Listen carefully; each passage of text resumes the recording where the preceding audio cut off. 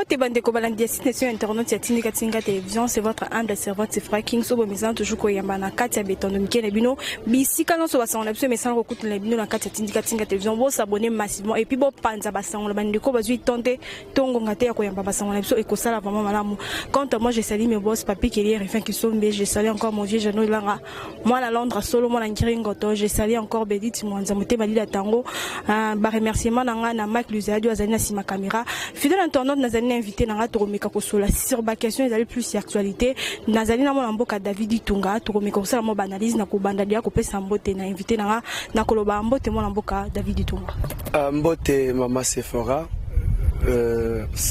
nzoto ezali malamu et puis nazali ko présenter ba meilleur V parce que biki tozali na mbula sika ba émission tosala qui la fois passée zaki na l'an 2020 le tozali l'an 2021 ezambala nanga liboso na sala émission na Tindika à travers votre émission je profite de l'occasion pour na ko pesa boss ya Tindika mbote sika ezali ce qui pas kanesi tunga et kozala vraiment malamu mingi parce que to travail toujours n'espère collaboration et ça très important. Et puis, n'a qu'à profiter de ce que présenter mes condoléances nangai parce que il faut y qu'il y a eu deux pays c'est na matanga il y a mi conseiller l'un des conseillers des chefs de l'État en matière il y a culture et art Fumu Sabata Atika Kibiso azali ko présenter ba condoléances na famille politique qui est l'UDPS et puis n'a présenté ce ba condoléances na famille biologique tous allez ko compatir parce que il était bon un grand frère. C'est-à-dire que nous, Azaki, au social, avec le link qu'on na bateau, bon, comme nous avons mettre un souffle à Tikakiko Tikabiso. Mboka tolo belape makambo ezali kakio ebeti to ezui parti ya UDPS to moni fond sabata wasi kotika biso to kokozo mo maloba par rapport à ba makambo susu ezali koloba mabalezondi après liwana et tout et lokoni okoki ko s'adresser na bandeko bazali koyamba biso na kata Tindika to conseil no kokopesa la bandeko bazali koloba makambo yo o misu bazo comprendre tout bazo ebate. Oui, merci beaucoup. Obi ke biso tozali ba bantu mutunyo soto azalaka na façon interprétaka concernant liwa mutu. Mais à ce que moi je sache c'est que ce qui mutu azaki kokote biso shera tiki biso to koki jamais koloba mabe na photo ba toujours bola munaye. Wana za culture ya biso bantu.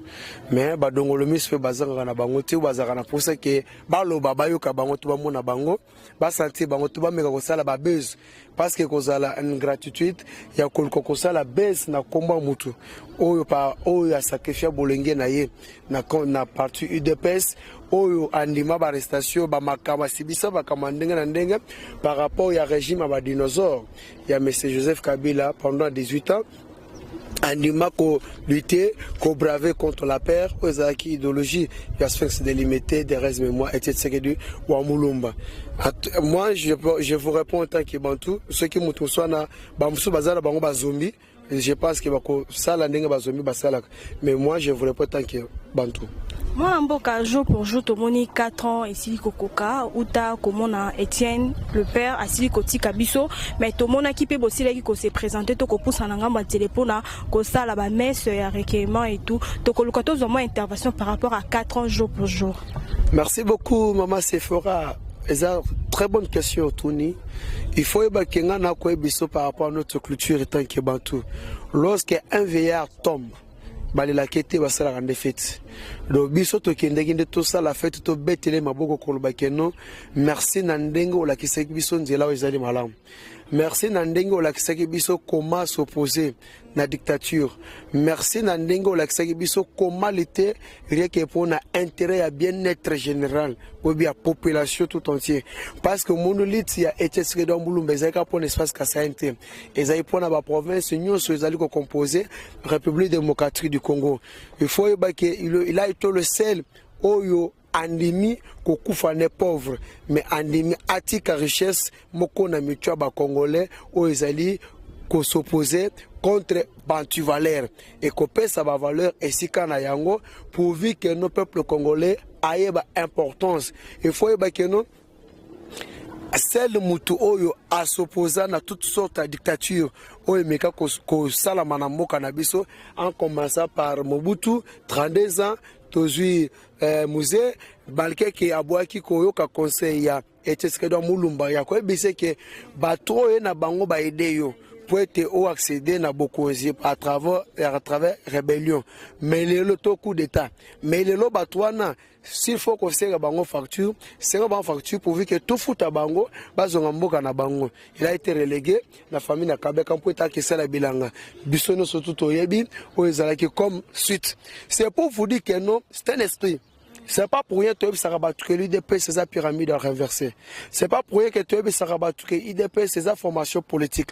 Et c'est pas pour rien que tu as battu l'IDP c'est sa école politique.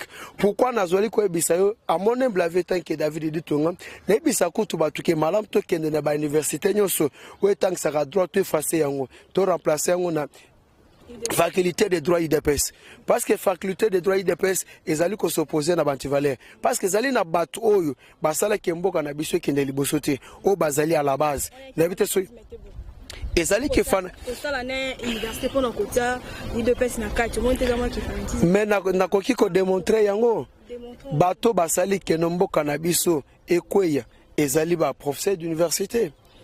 Ba professeur d'université to bi que monde entier se développe par la science mais l'autre monde na mboka na biso une science salam n'est que ruine de l'âme.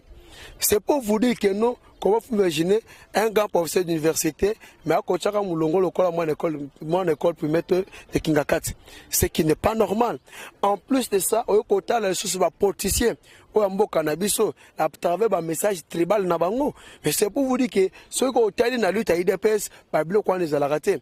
Un professeur et puis était tiré dans Mulumba en 1961. Il a été le premier docteur en droit. C'est pourquoi Tobakeno, ce que lingo eba makamba droit, yaka na IDPS. Ce que lingo eba makambo etali juridiction, yaka na IDPS. Ce que lingo eba makambo balbake état de droits zani, yaka na IDPS. Ce que lingo total qui sont makambo etali démocratie, yaka na IDPS. Ce que lingo total qui sont intérêt le peuple d'abord. Toi, vision le peuple d'abord, il y a un IDPS. C'est pas pour rien que l'IDPS c'est sa pyramide à renverser, parce que l'IDPS c'est ça composé. Démocratie, état de droit, le peuple d'abord. Et on n'est pas oublié que nous, la justice élève toute une nation. C'est un monde que nous, Azali, Oyo, Tokendeki, pour la coller la tête, mais pour la combattre Maboko, la lutte continue, car on a gagné la bataille et non la guerre.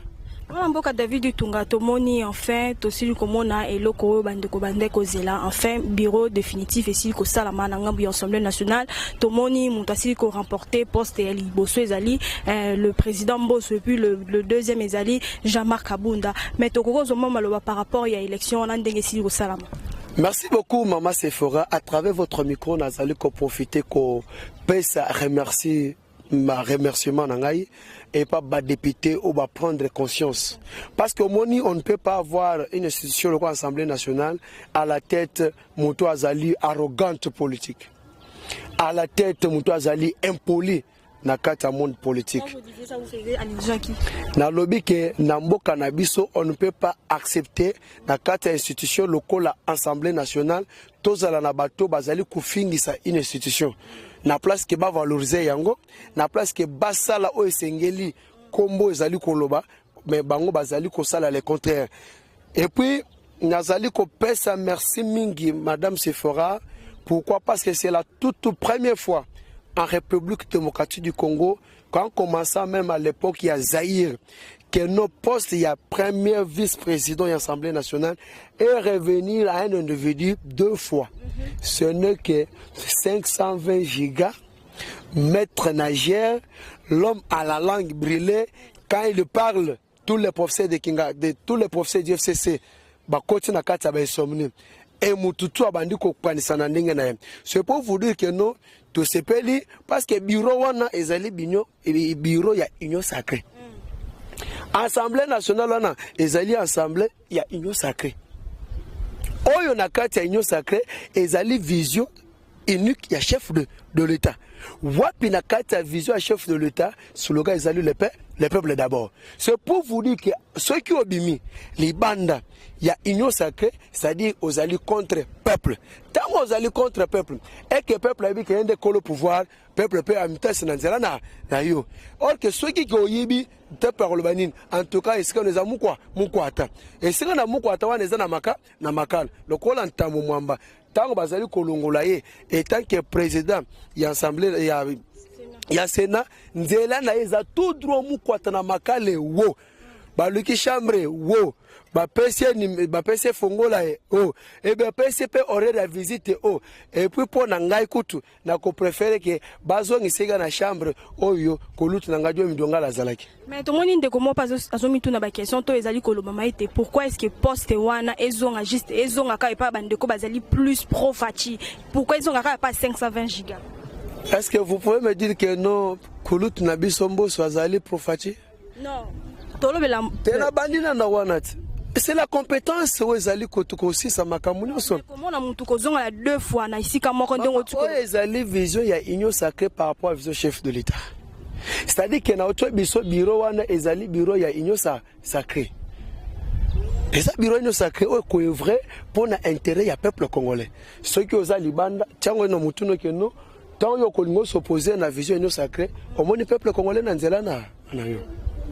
Dans le Belapé Makambo Italie Sénat, Tozali Kozela jusqu'à 7 ans ici était des missions ici le Kosalama parce que tout le monde quelques députés bah si signé déjà bah mention contre Alexis Tambemama, le président de la CENI jusqu'à là Tozali comme on est l'autre côté Tozali du CENI Tozali Kozela toujours réaction point final et si le Salama maman maloba pour affaire monsieur Alexis Tambemama plaira. Nabandeli. Monsieur Alexis Tambemamba plaira. Il faut y belo komoko que makila na mboko etanga. Il faut y belo komoko que eloko no sizaka ne bandeli pesa kana suka nanga. Malgré nous aussi l'UDPS. Tu sais que e bandeli na biso ezali ke fati azao na pouvoir suka nango pe ezali suka nango ezake fati beto akosala remise et reprise avec Jésus-Christ. Ça dit que to bani pouvoir to longo en opposition to continue na pouvoir to kosala remise et reprise avec Jésus-Christ. C'est pour vous dire que loko no ezali bandeli pe ezana suka na yango mais c'est tambo mwamba soko tali ba image ya Monsieur Laurent Désiré a bien que rebu. Mais c'est un moment azali na ba dossier oyo ya RCDK oyo bien très bien kuna na este oyo baboma ba azairwa na 4 avions na 4 wana bana bazalaki baleki pe bazalaki baya pe bazalaki bakulutu pe bazalaki batata mwasi pe bazalaki banoko pe bazalaki mais na esprit ya vouloir toujours koboma bandeko ya sanine bakufa. Il est une personne qui mérite à être le premier jugé dans le tribunal pénal installé au Congo. Parce que bato basala ba crime na mboka na biso mama Sephora yeba ke ba okende CPIT ba ko kangamandi awa ba ko piriger peine na bango awa ngana bisa commettre façon rotala ba image akala na biso ke na mokilo oyo eza na muto akotika la kozala impunité vi mabasala na peuple congolais parce que tant au peuple azali kolela yo ozali ko sepela na libota na yo wako faire souffrir peuple yeba ke okoma Tarzan na zamba suka okomata nzeta ya mbila okozanga muto akokitsa yo. Mboka David Dutunga tomoni pe tata ekolo autaki ko effectuer voyage moko na ngambo ya Egypte tomona ki akutana ki na ba kondi misusu bazomi na ngambo ya Egypte tomoni masolo ndenge leki na ba plan na bango basili ko sala pour que mboka évoluer ndenge toujours na cadre ndenge mesala toujours ko sala bolamu tokoluka tozoma maloba na pour na faire voyage à tata ekolo. Coup de chapeau à notre président Félix Antoine Tshilombo Tshisekedi. Fatime Beto. Fatime mwana mboka. Ngana lobaka ke Fati Beton azali politicien o ezemine zoma na politique. Ezu 9 mois na politique. Abotemi na politique. Akoli na politique. Ba relégué na politique. Asali diplomatie na politique. Les lois azali acteur chef de l'état na politique. il y a Ipo a commis Tarzan à Zamba à travers politique à Fachi béton. Cette bonne diplomatie, bonne gouvernance, c'est ce qui manquait na oyo abandaki kozala lokola mokonzi yamboka. Et Dieu merci, président Félix Azali bénédiction et puis de l'urgence pour la République démocratique du Congo. Bisikanyo surtout aleka ezana président moko tazanga koloba. Pour qu'on sa déclaration, vie politique à Fachi Beton. Tala lelo, depuis Toyibi Mboka Oy, et Zana Mokonzi Mokote Aya Lobi que nous, na mongo ya ngai na zoka comme salaire, na pesa autant, pour être bas électrifié, Congo Mobimba, y compris fond. Azate, Kaka Fachi Beton. Voici l'importance ya kozala mwana Mboka, o ayebi pasi. Parce que Moussa Kolobakeno, abotama na Congo, on a 1957, abotama wapi, na Tonanjiri to le Kingasen. Mais boy bisangana, na 1957 wana, hôpital ni nezalaka kuna. Na 1957 wana, bâtiment administratif ni na santé zalakuna. Alors, wana bako tromper bato bazali esprit faible. Mais Fachi Beton, kebi bandeko na ye.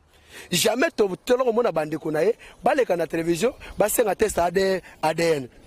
Fachi Beton, avec bonne diplomatie, wazali kosala. Lelo, tant ozali koloba construction, ya oba bengi, de la Kito, ya Kito, kota Maluku, ville Yassika, a bénéficié plus de 400 millions de dollars. Pourvu que nous, Filouana, si tu as ça, Kitoko. C'est pour vous dire que la diplomatie ne soit pas Fachi Beton et Foutak.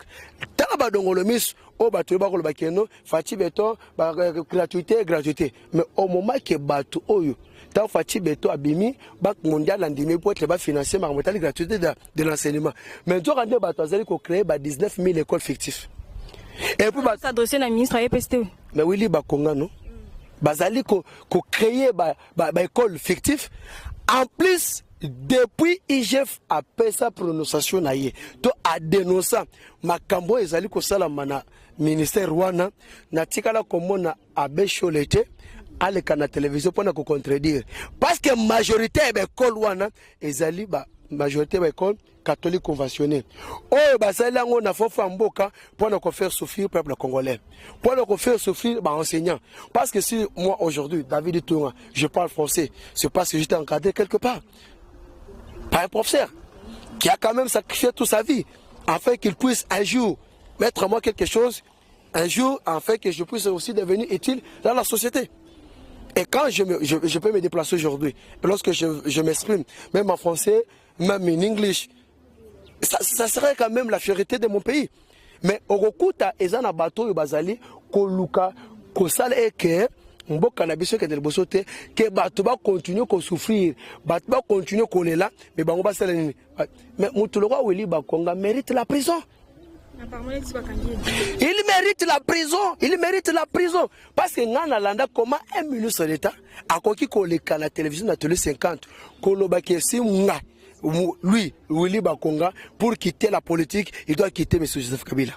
Il y a Zaki ministre, il y a Joseph Kabila, ou bien Zaki ministre intérêt, il y a peuple congolais. Avec le sens de raisonnement, comment le pays pouvait décaler. C'est pourquoi Bazui lui confie Mouko et Moukolo. Bakasi que Fachi Beton a pasteur, ou un aloïngue pour kange na col pastoral. Au Zulibou, il tout. Et puis si on veut vertige. Oui, mais qui est un bon baloba, mon même imaga soit raté, mon même imaga bunda raté, oh alo baranete. Mais à salaire, moro ya grave, à coup de tout est na béton. Ma qui pense na nango. Moi na be bendana. Wana nyoswana ezali vision ya chef de l'État ou azali couvrir pour l'intérêt peuple congolais. Tambo Mamba mérite la prison. Willy Bakonga mérite la prison. Tous ata même ba utuko kanga DG ya inessa. Obike maman c'est fort que je te dis une chose hein. FCC ezali association des détourneurs. Baza banza mbena ko détourner. Siko ko détourner en français. Trana le banalingal. FCC ezali liboke ya bamiyibi. FCC ezali liboke ya ba ex. Association des ex. Dans le bien. FCC association des ex. Na démontré Joseph Kabila azali ex-président. Aza kati nini FCC. Aujourd'hui Jani Mabunda aza ex-présidente de l'Assemblée nationale. Aza kati FCC. Aujourd'hui Emmanuel Shadari aza ex-ministre, ex-candidat na élection ya 2018. Aujourd'hui ce que Moussous Bazolanda Bango, Pepe Lunkamba, il pas azali ex-premier ministre. Na liste ezali ko s'ajouter. Na liste ezali ko s'ajouter. Alexis Tamouama, il n'est pas comme ex-président ya Sénat. Ce qu'on a parcours, nous sommes Mouto ya boya kozala ex, on a zali ko bête la maboko, et zali kaka kulutu nangai Benoît Luamba. Poya ndimana ye, côté à peuple. Abonne magamu ya FCC. Poya njiba benga ye, ex. Voilà mboka tokoshita na mwa tuna tozali kozela biso nyonso gouvernement et bima meto moni to pe bande comme sous bazali ko loba to ezali ko loba maite entre le deux kokoza entre monsieur Bahati to kokoza Yves Bazaïba entre le deux wana moko na bango kokoza la premier ministre to ko tozo mali loba pour na faire wana ya gouvernement kozala to konomé premier ministre ezali pouvoir il faut na loba malembe ezali pouvoir discrétionnaire, il y a chef de l'État. Tout le monde qui est en Kenda qui est na homologue parce que Namboko na biso na qu'un seul président. Et puis Fachi Beto, obi que Fachi Beto te ba ki akoli na famille malam et puis ba pesa éducation malam et puis famille moko chrétienne, yango zali ko mona keno azali ko kutana même na bato baza ba présidente. Parce que Fachi Beto ce que total très bien, azana ba homologue na ye, le cola Joe Biden. Mais sur le lot Monique Fati Beto, Azali Kondima Kokutana, même avec un député, c'est pour vous dire quelle humilité. Quelle humilité. Parce que Fati Beto, homologue naïe, et Zali Sassunges. Et puis, Tobo s'en a sauté, à part que vous homologue. Au moment où nous parlons, Fati Beto, Azali ko représentait déjà Afrique Mobimbo. Parce que tant que Joe Biden, Azali ko ben saye, a ko ben na casquette, mi ba le. Ya liboso, et tant que homologue naïe, ya mi balé. Et tant que président il y a une Union africaine parce qu'à travers l'Union africaine Fati Beto azali mokonza Paul Kagame avec l'Union africaine Fati Beto azali mokonza Cyril Ramaphosa avec l'Union africaine Fati Beto azali mokonza Denis Sassou Nguesso. C'est pour vous dire que non tellement bonne éducation azwa et pas kondo été tseged wa mulumba yango monaki pendant des aba finga ye a répondre na été mais a beta ka ke goga muko ya mukolo pona ko talisa bango ke mwana ko yazaka ko Fati Beto a misala mwana meme mais essentiel abotolo kaka musuni ozaki na munoko ngando ozaki République démocratique du Congo parce que yeba keza passe pona ko botola musuni na munoko ngando sanga za na ibale mais Fati Beto Alexandre na monda anti alobi ki ozanga ndo na kati ebale nazo beta kaka na kati ebale no wana et puis nazo bima pe na musuni mwana ngope akoza kukufa te akoza kozoka te mais akoza mobimba République démocratique du Congo parce que kuo a beti bango webi ke la muka zo pour la 10-0 FCC association des ex ba pour la 4-0 5-0 5 bi yango ezali kolanda na bisaki batu ke no FCC eza Cameroun. Eza Cameroun, o basala ki manœuvre non so pouvi que non, to gagner bangote. Mais er ba ki wa koteni na Maroc qui République démocratique du Congo. Ba sufuma muko ya mukolo. Nyo so na zaki d'abord ya batu ya FCC ba Cameroun. Parce que faut à un étranger pour être oboya pour assister la délivrance du peuple congolais. Tant aux alliés Nima pour être peuple congolais souffrir, c'est aux étrangers. Il y a une photo qui est ça recensement. Finalement, tant comme appelé na souka émission ya biso na ko bossa na thème la Médine, la Nzaya de la parisienne la plus frais na bossa pété na Mika Bongo motema Valdo Mudia na bossa souté la Sylvie Nyanda ma copine na bossa nyoté moi mboka David Tunga to katozo moment de la fait puis bato ba za contacto brozonde. Monde de la fait pour émission elle est là mais comme si au classique ngana ko fallait le bende. Monde de la fait pour la siko pour émission nyos mamnyo to lobelia. Nazali kopesa merci ba onyo surtout ba disposita na bango pona kolanda David de Tunga o azali l'un des combattants de l'UDPS et puis président parlementaire debout Baz Fikine o ya Simbi Moamba ngai o azali ko vulgariser vision chef de l'État OK limité OK Ngaba OK Makala OK Matete OK Lemba OK Kalamu wana Kalamu ko tokoti déjà na Lukunga mais oyo etali makambo etali Moamba David de Tunga la kapongite et pourquoi pas pour ne pas na ko bossa na te nazali ko betela jama kabunda maboko 520 giga kende côté à de la paix na matete kuna tala nzela wana e komi lelo kitoko mais combien ba député ba mibenga baku bankumu batikala jamais kosoje pour te bas s'impliquer ko am pour te bande ko na biso bazo nzela kitoko ya kitoko mais lelo soza na posa que non olongo soki wapi na kiseso kuna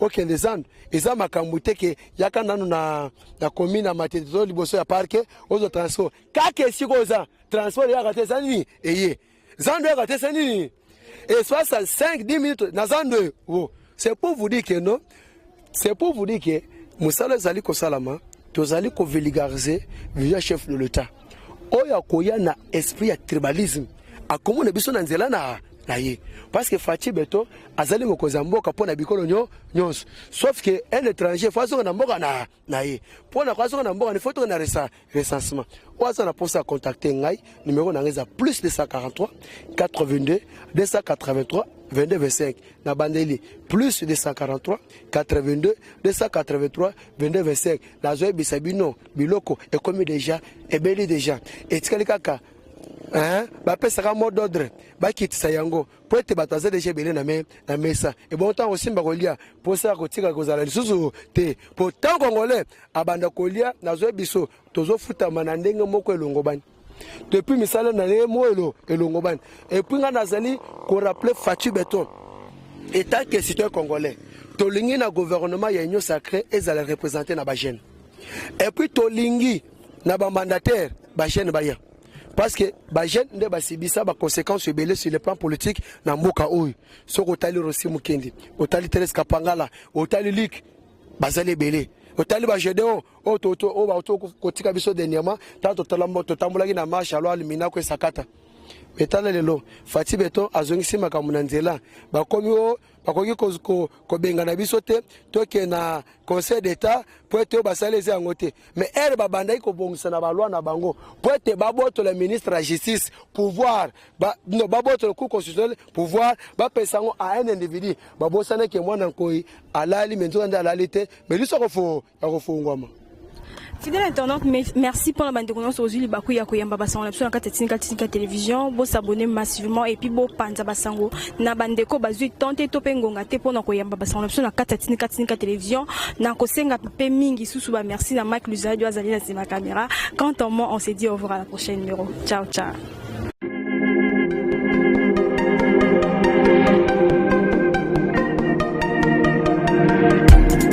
Après 25 ans d'expérience, eh oui, de 1995 jusqu'à ce jour, Elton Store, l'unique shop congolais de Londres, la Grande-Bretagne, il a Londres, et Zaliko ça la fierté à la communauté Nabiso, et surtout, il y a un homme d'affaires congolais sérieux dans la diaspora. Oh yes. C'est créé Elton Store et Zalika Kamoko, le sérieux, à quel na service qui t'a qu'on a client avec ma produit où il y a première classe, il y a qualité supérieure. Oh, il y a ma bombe à Eden Store. Oh yes, mon climat bimbe yeba. Ma maman à Londres va confirmer.